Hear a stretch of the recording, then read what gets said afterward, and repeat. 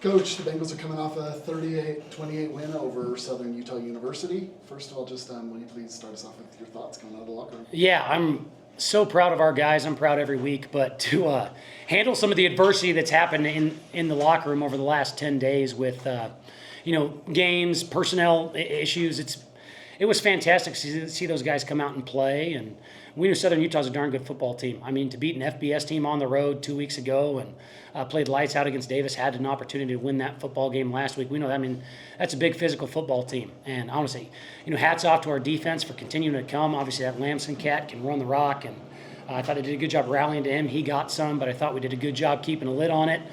And then on offense, we've talked about trying to get the run game going a few times, and it's been nice to be in, have an opportunity to be in control of the game and, really be able to run the football. I think Coach Hughes, to go against that front and to run for as many yards as we did and give up no sacks after watching what those guys have done to other teams this year, is absolutely incredible. I talked a lot about the depth in the offensive line, and playing without two starters is tough, but we know they're capable, and that's where the administration's help with all of that depth really shows up in games like tonight.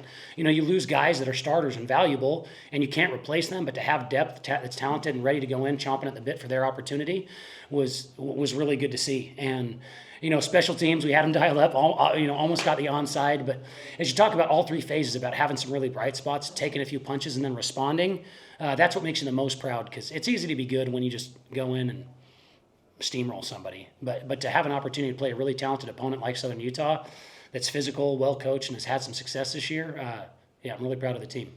Cody, early on in the game, it looked like you were trying to run the football.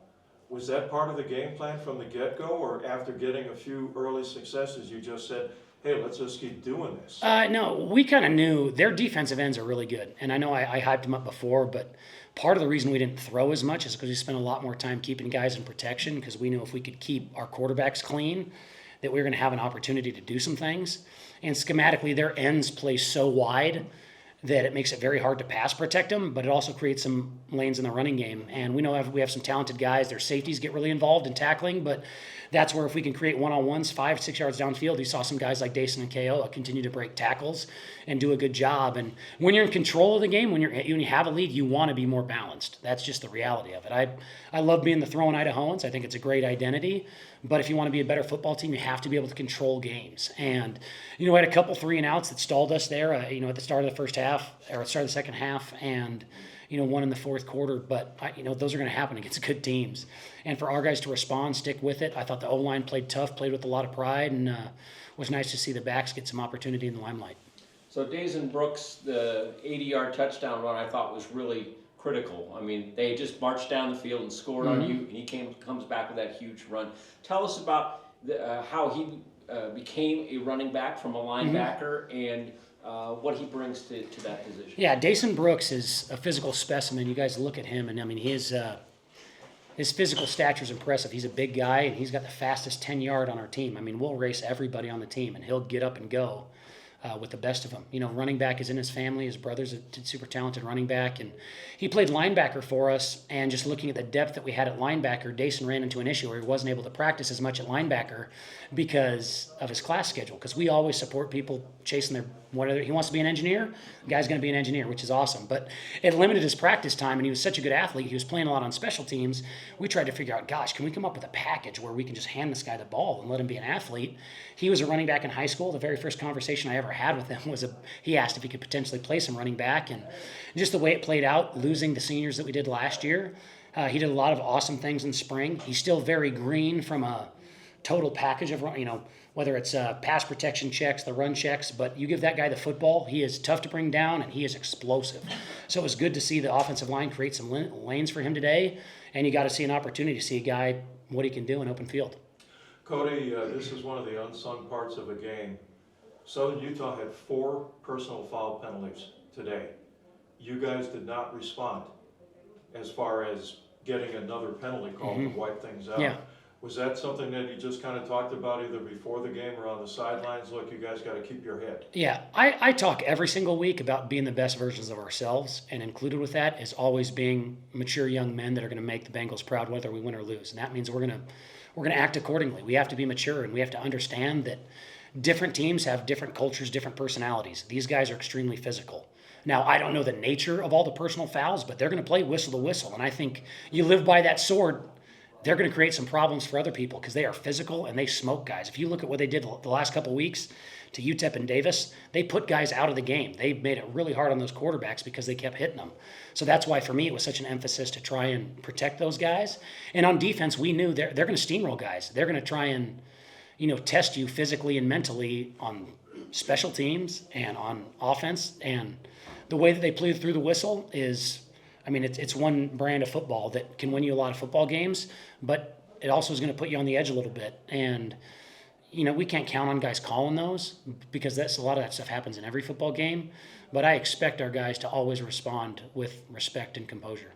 Your defense had some struggles with the run today, but 4 times they had 4th and short, 4 times they went for it, all 4 times you guys stopped it. What does that say about the heart of the defense to kind of bow your back when you need that stop? Yeah, it's awesome. I think as you look at any defense now, the rules are so skewed in the offense's favor that you try and just keep a lid on it. But there are a couple plays a game when you get down in the red zone, you got to make them play by 3s, or it'd be great to get a 0 and a turnover. But I know our guys are tough dudes, and they're capable of stopping the run. Just the way the flow of the game goes, when their guys are balanced, they had a couple things, but we knew if we didn't give up a big one and we could get them into those do-or-die situations, that we had some calls that were really going to help us out. So I think Coach Runda did a great job kind of picking and choosing, hey, when do I want to go all out at stopping the run? Because they do have some guys on the perimeter where if you throw everybody on the inside, you can expose yourself to one-on-ones. But if you make a team like that drive the field and can get an opportunity where their back's against the wall, I would trust our guys with our backs against the wall in any street fight they end up in. Coach, we have it's 28-7. We have a turnover in the end zone. They march the field. They score.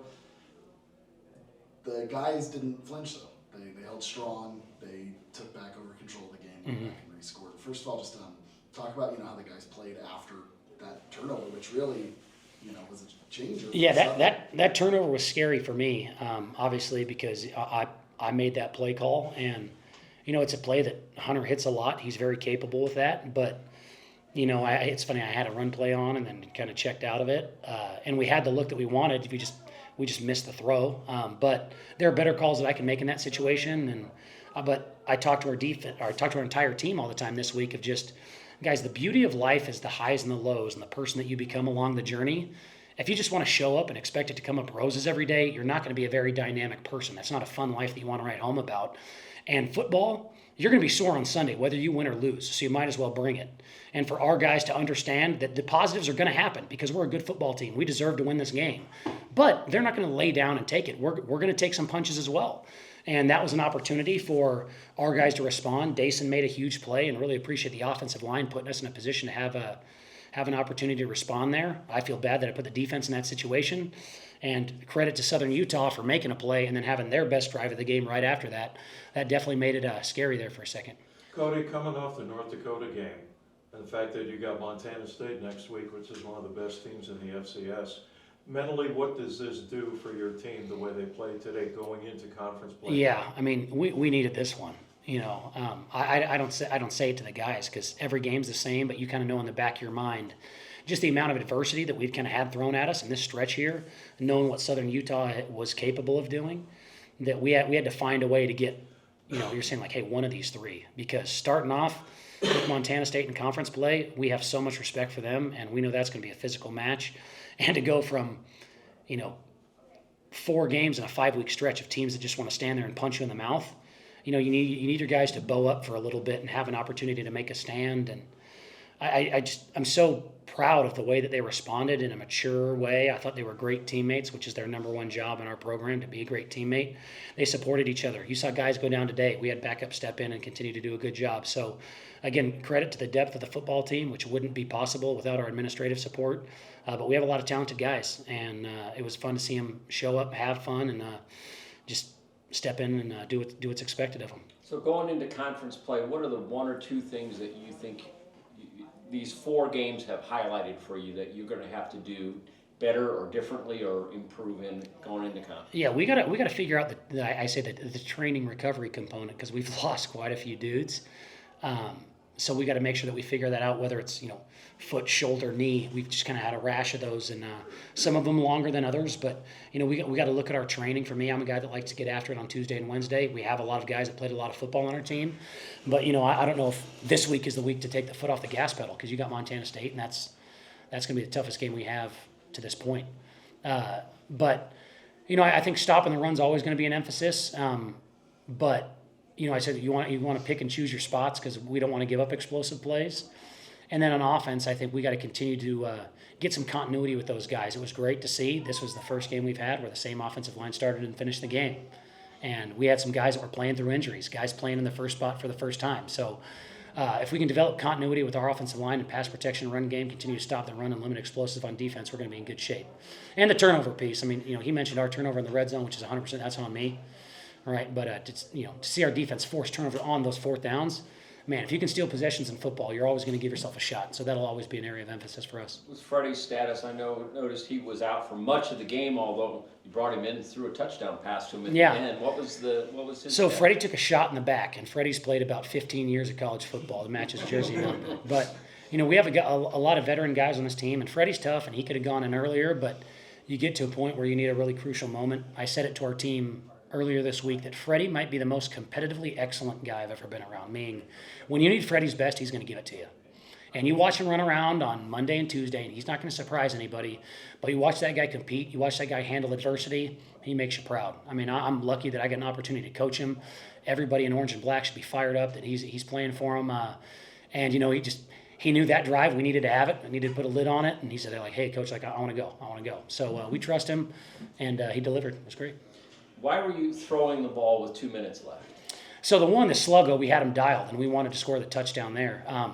And there was the 2-minute timeout now in football, and maybe people forgot about it, but the clock's going to stop anyways. Mm-hmm. So if you have an opportunity to pick up a chunk play, because they were bringing zero blitz every time, which, again, in football, it's a game of numbers. And at some point, they say, we want to have more people than you do. They can stop the run, which is what happened on our 4th and short plays. So now you can hope to break tackles, which kind of happened on the one with KO where he ended up getting to the sideline. But we knew with 2 minutes and 5 seconds left, we had an opportunity to pick up a chunk play. And I trust Jeff and Kobe, and hey, we got the penalty. But then the other one, we missed to Jeff. That was a second down where we know they have 2 timeouts, and it was second down. We don't want to put ourselves in a position where we have to throw it, or we're definitely going to run it. And it's one of those situations where, hey, second down, you got a couple yards, you got an opportunity to do either or, and I thought we had the perfect call on. We just didn't connect the play, but I'd call the same play in both situations over again. So, Caleb Kelly was pretty dominant in the first quarter, then kind of went away from him. Was there an injury issue there, or was that just? No, it was I just think we kind of want to get some of the other guys an opportunity to play. We have talented backs, like you said, Dason. Like when KO goes down, it's an opportunity for Dason to play, and we're still, we're coming out of the infancy of the season trying to figure out who our guys are. And we know KO is going to be one of the guys, which is why at the end I want to put KO back in because I trust that dude. He's physical. He's great in pass protection. He's explosive, and the run schemes that we had going today are right up his alley. And then Dason kind of became a hot hand, so you didn't want to take him out. Donnie Austin's a guy that we trust a lot, so we wanted him to be somewhat in the rotation. But you're right, there's an element of learning with our staff of continuing to stay with the hot hand. But if we didn't give Dason an opportunity, you wouldn't have seen what you've seen tonight. So that's a credit to the depth of the football team. But obviously we got to continue to monitor that and making sure we're putting the best guys on the field.